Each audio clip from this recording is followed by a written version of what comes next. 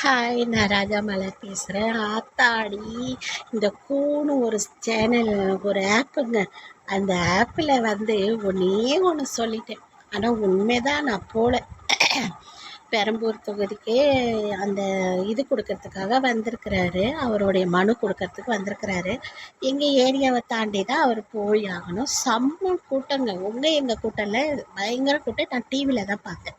அது கூட டிவியில் தான் பார்த்தேன். நான் வந்து விஜயை ரொம்ப பிடிக்கும், ரசிகை. படத்தை பார்ப்பேன், ரொம்ப ரசிப்பேன் அவர் படத்தை. ஃபஸ்ட்டு இது டிக்கெட்டுங்க கேட்டு பார்ப்பேன். கிடைக்கலன்னா அடுத்த ஷோக்கு வாங்கி நானும் என் ஃபேமிலி போய் பார்ப்போம், படம் பார்ப்போம். ஏன்னா அதில் அவர் சொல்கிற கருத்துங்கள்லாம் கொஞ்சம் நல்லாயிருக்கும். அவர் நடிக்கிற ஒரு சிரிப்பு கேரக்டர் அது எனக்கு பிடிக்கும். ஓகேவா? அதுக்காக நான் வந்து சொன்னேன், இந்த மாதிரி விஜய் வந்தார், அவரை வந்து பார்க்கறதுக்கு எனக்கு வந்து பார்க்கறதுக்கு போல. நான் வந்து வேலை தான் முக்கியம். ஆனால் உண்மைதான், எனக்கு வேலை தான் முக்கியம். நான் அன்றைக்கி லீவ் போட்டேன்னா எனக்கு வேலை கிடைக்க அன்றைக்கி சம்பளம் கட்டாயிடும். அப்புறம் நமக்கு சாப்பிட்ற சாப்பாடு அந்த 400 ஏதாவது அரிசி கூட வாங்கலாம்ல, அதை சொன்னேன். ஆனால் ஓட்டு வந்து கன்ஃபார்ம் நான் வந்து மாற்றத்துக்காக, ஒரு மாற்றம் கிடைக்கணுன்றதுக்காக நான் விஜய்க்கு போடலான்னு சொன்னேங்க. அந்த சேனலில், அந்த ஆப்பில் எழுத்து மூலியமாக தாங்க சொன்னேன். ஆத்தாடி ஆத்தா, கழுவி ஊற்றுறேன். ஆனால் நான் அந்த கழுவி ஊற்றுனது கூட ஒரு ரிப்ளைக்கு நான் கொடுத்துக்கிட்டு தான் இருக்கிறேன். ரிப்ளைனா தப்பாக கொடுக்கல. ஒரு மாற்றம் கிடைச்சா நல்லா இருக்குமே சார், அதனால் ஏதாவது நமக்கு மாற்றம் வருமா?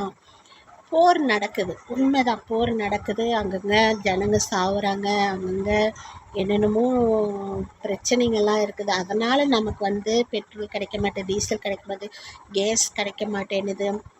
இப்படி எல்லாமே நமக்கு வந்து எதுவுமே கிடைக்கல. ஆனால் நம்ம வந்து என்ன பண்ணுறோம், அந்த கேஸை வந்து என்ன பண்ணுறோம், ஒரு கேஸ் நமக்கு போதும். அந்த ஒரு கேஸை நம்ம வாங்க மாட்டோம். அதை இன்னொன்று பதிஞ்சு டக்குன்னு வாங்கி, அந்த கேஸ் 3 மாதமோ இல்லை 2 மாதமோ தான் நமக்கு வரும். ஆனால் அது அவங்களுக்கு விட்டு கொடுப்போன்னு விட மாட்டோம். நம்ம வந்து பிடுங்கி வச்சுக்கணும். அதை வீட்டில் வச்சு இருக்கிறதுக்கு வேறு யாராவது யூஸ் பண்ணுவாங்க. வேறு யாராவது யூஸ் பண்ண விடுவோமா, நம்ம விட மாட்டோம். அது அப்போ தட்டுப்பாடு கன்ஃபார்ம் வரும். அதே மாதிரி பெட்ரோல் கூட தான், பெட்ரோல் டீசல் இதுங்க கூட தான் நம்ம வந்து கேனாக வாங்கி வச்சுக்கணும்.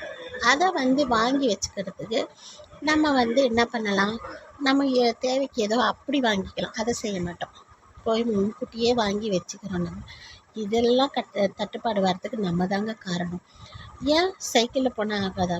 பைக் ஓட்டுறவங்க முன்னெல்லாம் சைக்கிளில் தாங்க போனாங்க. சைக்கிளில் போய் உடம்பு அவ்வளோ நல்லா இருந்துச்சு.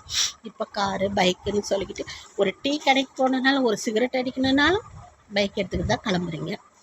அப்புறம் பெட்ரோல் விலை ஏறுது, அப்புறம் அது ஒரு குறை சொல்கிறீங்க. நமக்கு தான் சரி, அங்கே நடக்குதே போகிற, நமக்கு அதுக்கேற்ற மாதிரி நம்ம நடப்போம். அதை செய்ய மாட்டேங்குது. நான் இந்த வார்த்தை சொன்னதுக்கு என்ன பேச்சு பேசுகிறாங்க. டிஎம்கே கட்சி நான் தப்பு சொல்லலை, ஓகேங்களா?